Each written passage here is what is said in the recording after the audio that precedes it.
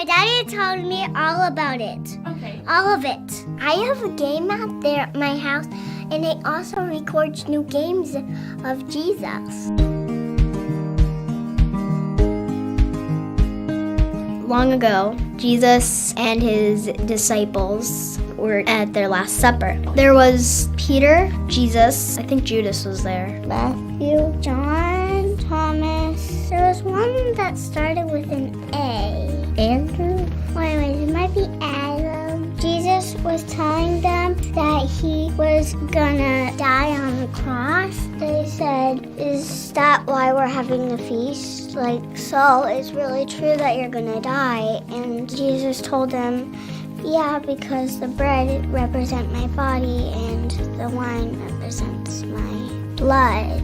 Jesus said, come here, and he washed their feet. Peter said, but you can't do this for us. You're Jesus, you're the God from above. But then Jesus said, no, I need to wash away your feet. Judas one day was walking and he saw these guards. And these guards were like, hey, do you want some money? We'll come and give you some. And Judas was like, Judas was paid a lot of money back then, which was probably like $5, $5 or $4, to try to get Jesus to fall into the trap, even though Jesus probably already knew it was coming. Judas went to the bad side, or known as the dark side. Jesus was arrested by those soldiers, and they forced him to carry this cross. They whipped him and put a crown on him. Not like the shiny gold crown that a king would have. But I mean, it was just made out of thorns. They took him upstairs and put him on a cross and nailed him on his hands and his feet. And all these people had torches. They said, why do you save other people, but why can't you save yourself? I don't believe that he is the Son of God. Stop it. This is not right. He's our Savior. He has done miracles. Why are you doing this to him? And then he said, it's finished. And he died. They put him in a big hole. Oh yeah, right. The tomb. And put a rock there. And the soldiers were guarding the big, giant circle rock so people wouldn't see him when he was dead.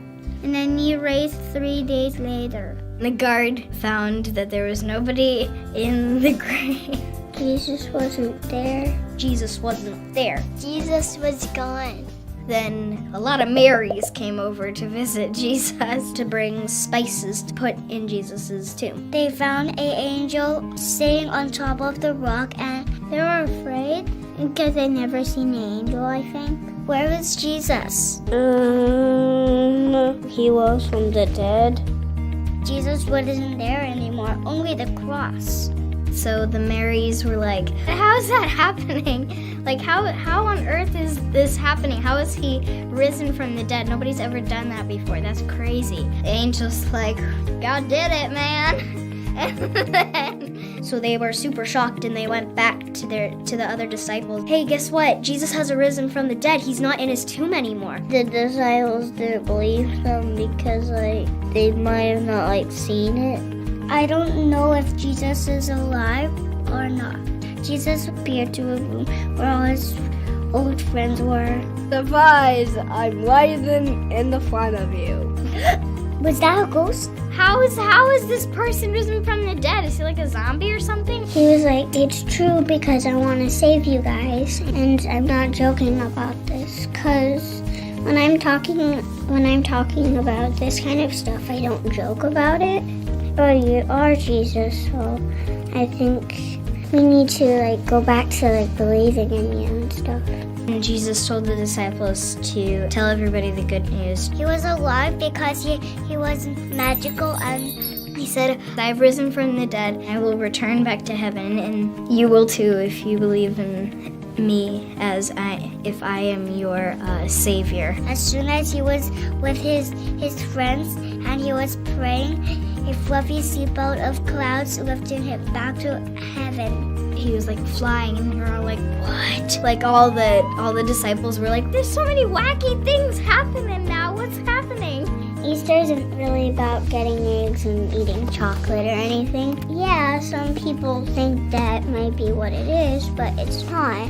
It's a miracle how he put himself in the world with other people, and he shared his gift with them. We honor Easter because we want to love him too.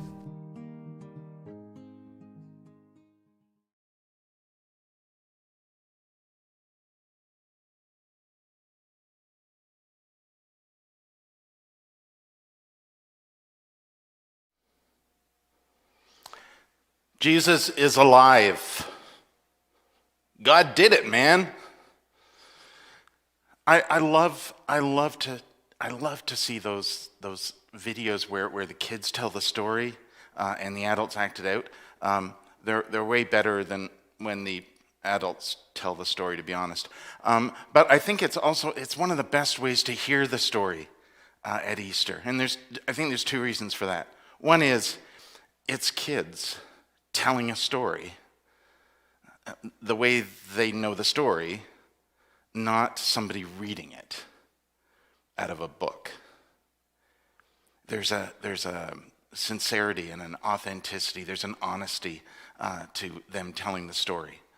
And that is truly the best way to hear it. Sidebar, just for a second. I'm just going to step out of the message here for just a second. Because speaking of kids, we like to celebrate the life of our community always, and especially when it comes to celebrating birthdays. And Everly was 3 just the other day, having a feast, just like in the video, I'm sure. But Everly was 3 the other day, so for Everly and anyone else who is celebrating a birthday today or this week, happy birthday to you, happy birthday to you, happy birthday, dear Everly, and everybody else, happy birthday to you. Back to the message. Okay, so I think it's great that we can hear kids telling that story. And thanks to Radius Church in Los Angeles for that video. It's so awesome to be able to hear it with the way children come to it. And that is the best way to hear the story, because Jesus is alive. It's not just words from a book. Jesus is alive. And you know, when you're a kid and you haven't learned to look differently at the world, it's easy to see how Jesus is alive in the world. The other thing I really like in particular about this video is, if we were reading the story today from the Bible, according to the lectionary, I would read you this morning, today. That's it. Hoping that you know the rest of the story that's around that. And what we saw in that video was the story from Maundy, Thursday through to the Ascension, and then a bit. And that's so important to remember, that today isn't just today. This is the day that God has made, is every day. And every day has an Easter day moment to it. Every day also has a Maundy, Thursday moment. Unfortunately, every day also has a Good Friday moment.